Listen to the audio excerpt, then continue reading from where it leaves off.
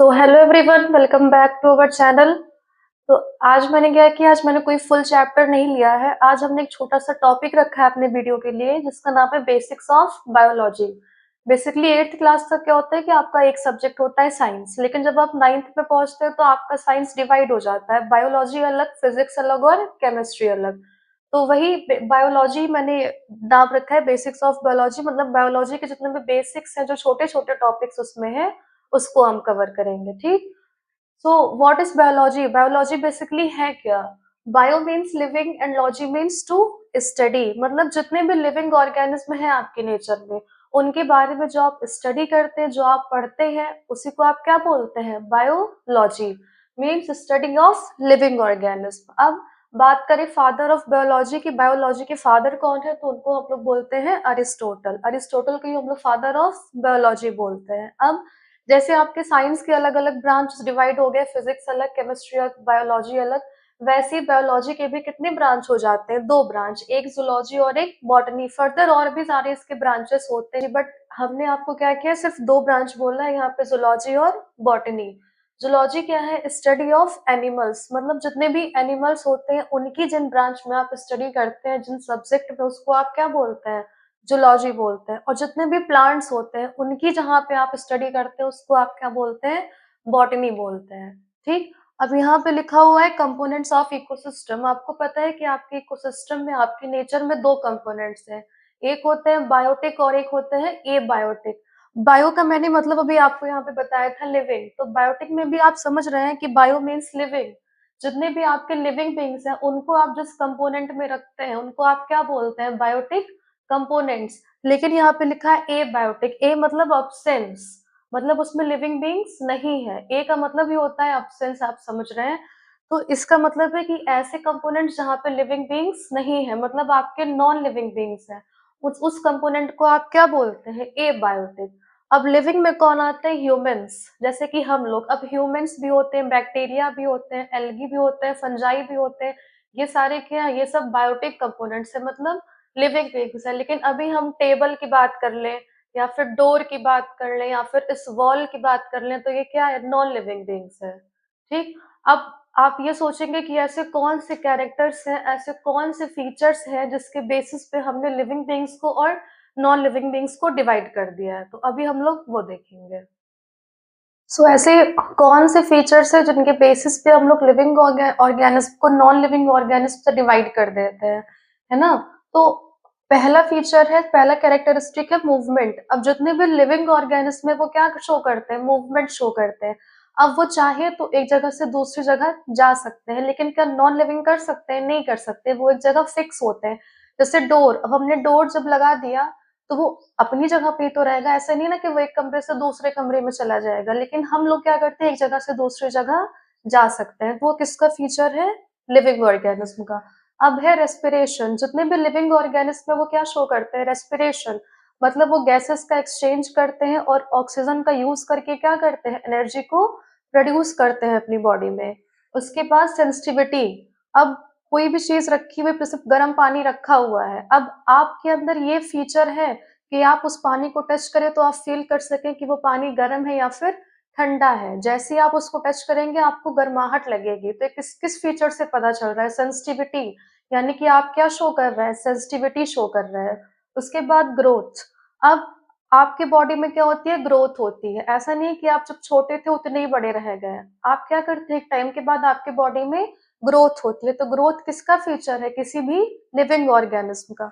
फिर है रिप्रोडक्शन, यानी कि आपके अंदर कौन सा फीचर होता है? आपके अंदर ऐसा फीचर होता है कि आप उससे अपने जैसे यंग वंस को क्या कर सकते हैं? रिप्रोड्यूस कर सकते हैं। उसके बाद एक्सक्रीशन। आप खाना खाते हैं, आपकी बॉडी में एनर्जी प्रोड्यूस हो जाती है, फूड डाइजेस्ट हो जाता है। उसके बाद जो भी उससे वेस्ट बनता है वो आपकी बॉडी से क्या होता है? रिमूव हो जाता है। किससे? एक्सक्रीशन के प्रोसेस से। तो वो भी किसका फीचर है? लिविंग बींग्स का। उसके बाद nutrition. Nutrition is the process by which we intake food. Nutrition ऐसी प्रोसेस है जिससे हम लोग क्या करते हैं? फूड को लेते हैं, इनटेक करते हैं। तो यही सारे फीचर्स है, कैरेक्टरिस्टिक्स है, जिसकी बेसिस पे हम लोग लिविंग ऑर्गेनिज्म को क्या करते हैं? नॉन लिविंग से डिफरेंशिएट कर देते हैं, डिवाइड कर देते हैं। उसके बाद आपकी बॉडी, ठीक है, आप क्या, आप एक लिविंग ऑर्गेनिज्म है। अब आपकी बॉडी ऐसी नहीं कि ऐसे बन के तैयार हो गई, आपकी बॉडी में क्या होती है, बहुत ही बेसिक यूनिट होती है, छोटी यूनिट होती है, जिससे क्या बनती है, आपकी बॉडी बनती है। तो उसी को हम क्या बोल देते हैं, सेल बोल देते हैं। तो सेल बेसिकली है क्या, the cell is the fundamental structural and functional unit of life. मतलब कोई भी लिविंग ऑर्गेनिज्म है, कोई भी लिविंग बीइंग है, उसके बॉडी का जो स्ट्रक्चर है और उसके बॉडी में जो भी फंक्शन है, जो परफॉर्म कर रहा है, वो कौन परफॉर्म कर रहा है, सेल परफॉर्म कर रहा है। इसीलिए हम लोगों ने उसको बोला है कि वो फंडामेंटल स्ट्रक्चरल और फंक्शनल यूनिट है हमारी लाइफ का। अब हम लिविंग ऑर्गेनिज्म है, तो हम लोग के अंदर लाइफ है, तभी तो हम लोग के अंदर जान है, तभी तो लिविंग ऑर्गेनिज्म है। इसीलिए हम लोग के अंदर उसको बोला गया है कि वो फंडामेंटल स्ट्रक्चरल और फंक्शनल यूनिट है। उसके बाद अब बेसिक यूनिट तो आपकी बॉडी की सेल हो गई। अब वो सेल क्या करेगी, बड़ी हो, कई सारे सेल इकट्ठा होकर क्या बना लेंगे, टिश्यू बना लेंगे। फिर वो टिश्यू इकट्ठा होकर क्या बनाएंगे, ऑर्गन बनाएंगे। ऑर्गन ऑर्गन सिस्टम बनाएगा और ऑर्गन सिस्टम ऑर्गेनिज्म बनाएगा। जैसे टिश्यू, टिश्यू की बात करें, epidermal tissue, epithelial tissue, muscular tissue, ये सब क्या, ये सब टिश्यूज हैं। ऑर्गन की बात करें, जैसे हार्ट हो गया, लिवर हो गया, किडनी हो गया, स्टमक हो गया, ये सब क्या है, ये सब आपके बॉडी के ऑर्गन्स है। और जब ऑर्गन्स मिलके क्या बना लिए, ऑर्गन सिस्टम, जैसे respiratory system, skeletal system, digestive system, ये सब क्या है, ये सब ऑर्गन सिस्टम है। और यही सारे ऑर्गन सिस्टम मिलके क्या बना लेते हैं, हमारी बॉडी, यानी कि ऑर्गेनिज्म।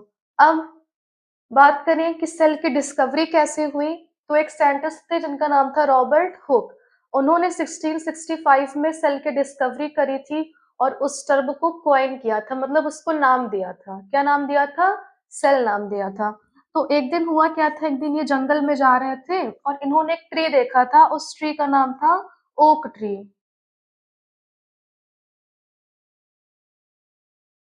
उस ट्री का नाम था ओक ट्री। उस ओक ट्री की ये बार्क लेते हैं, बार्क मतलब छाल लेते हैं। अब जैसे ट्री की, उस ओक ट्री की वो छाल होगी, उसको हम लोग बार्क बोलते हैं। वैसे बार्क का भी एक क्या होता है, आउटर पार्ट होता है, सबसे बाहर का पार्ट होता है, उसको हम लोग क्या बोलते हैं, कॉर्क बोलते हैं। अब पहले के टाइम में क्या था कि ऐसे आज के जैसे एडवांस्ड माइक्रोस्कोप तो थे नहीं, तो इन्होंने क्या किया था, अपना खुद का एक माइक्रोस्कोप बनाया था। अब ये क्या करते हैं, उस कॉर्क को जाके जब माइक्रोस्कोप में देखते हैं तो उनको छोटे छोटे कंपार्टमेंट्स दिखते हैं। वो कंपार्टमेंट्स एक बॉक्स लाइक के स्ट्रक्चर बनाते हैं, तो उन्हीं को क्या नाम दे देते हैं, सेल नाम देते हैं। लेकिन वो सेल थे क्या, सेल वो डेड सेल थे, वो लिविंग सेल नहीं थे। वो कैसे सेल थे, वो डेड सेल थे। तो इसी के बाद क्या हुआ कि 1674 में इन्होंने 1665 में सेल को नाम दे दिया, उसका डिस्कवरी कर दी। लेकिन 1674 में एक और साइंटिस्ट आते हैं, उनका नाम था एंटोनी वन लीवन हॉक। ये भी क्या कर रहे होते हैं, एक दिन जा रहे होते हैं तो उनको एक पॉन्ड दिखता है, तालाब दिखता है, उसका वो क्या करते हैं, थोड़ा सा पानी ले लेते हैं। और जब वो खुद जाते हैं माइक्रोस्कोप में देखते हैं, तो उनको उस पानी में छोटे छोटे बैक्टीरियाज दिखते हैं, उन्हीं को वो क्या बोल देते हैं, लिविंग सेल। तो रॉबर्ट हुक ने जिस सेल की डिस्कवरी करी थी, वो कैसी सेल थी, डेड सेल थी। बट इन्होंने, एंटोनी वन लीवन हॉक ने जिस सेल की डिस्कवरी करी थी, वो कैसी सेल थी, वो थी लिविंग सेल। उसके बाद आपको पता है कि सेल का जो कंट्रोल सेंटर होता है, मतलब जो पूरे सेल के फंक्शन को कंट्रोल करता है, उसको आप क्या बोलते हैं, न्यूक्लियस बोलते हैं। ठीक, तो उस न्यूक्लियस की डिस्कवरी किसने करी थी, रॉबर्ट ब्राउन ने। अब अगर सेल के नंबर की बात करें, तो उसके बेसिस पे हम लोगों ने दो ऑर्गेनिज्म बनाए हैं, एक है यूनिसेल्युलर और एक है मल्टी सेल्युलर। यूनि से पता चल रहा है सिंगल, मतलब वन। ऐसे ऑर्गेनिज्म जिनमें सिर्फ एक सेल है, जो सिर्फ एक सेल से बने हैं, उनको क्या बोलते हैं, यूनिसेल्युलर ऑर्गेनिज्म। बट मल्टी से ही पता चल रहा है मैनी, यानी कि बहुत सारे। ऐसे ऑर्गेनिज्म जिनमें कई सारे सेल्स होते हैं, उनको हम क्या बोलते हैं, multi cellular organism. Unique example है अमीबा।